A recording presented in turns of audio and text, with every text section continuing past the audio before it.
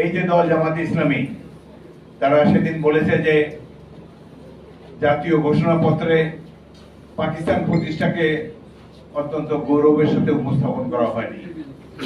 তারা ভেবেছে বাংলাদেশের মানুষের স্মরণশক্তি খুবই দুর্বল। 1971-এ পাকিস্তান আন্দোলনের সময় এই দল জামাতে ইসলামী পাকিস্তানের বিরোধিতা করেছিল।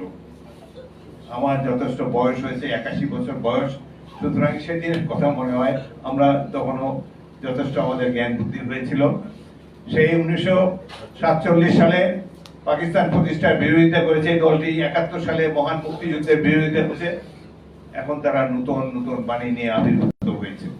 যাই হোক, বিচারের ভাগ জনগণের কাছে। গণতন্ত্রের প্রত্যেকের নিজস্ব বক্তব্য রাখার অধিকার আছে, আমরা তাকে সম্মান জানাই, কিন্তু জনগণের রায়ের জন্য অপেক্ষা করতে হবে। তারা তাদের ম্যানিফেস্টো দিয়ে নির্বাচনী ম্যানিফেস্টোতে তাদের যাবতীয় কর্মকাণ্ডের কথা প্রচার করতে পারে।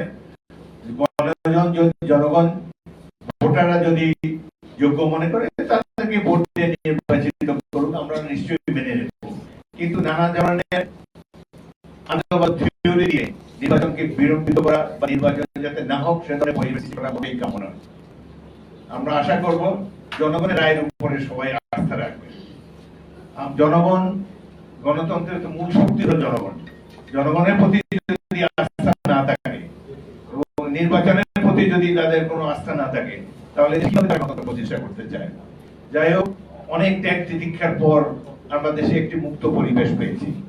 কয়েকটি ভুয়া নির্বাচন এবং প্রহসনমূলক নির্বাচনের অভিজ্ঞতা আমাদের হয়েছে।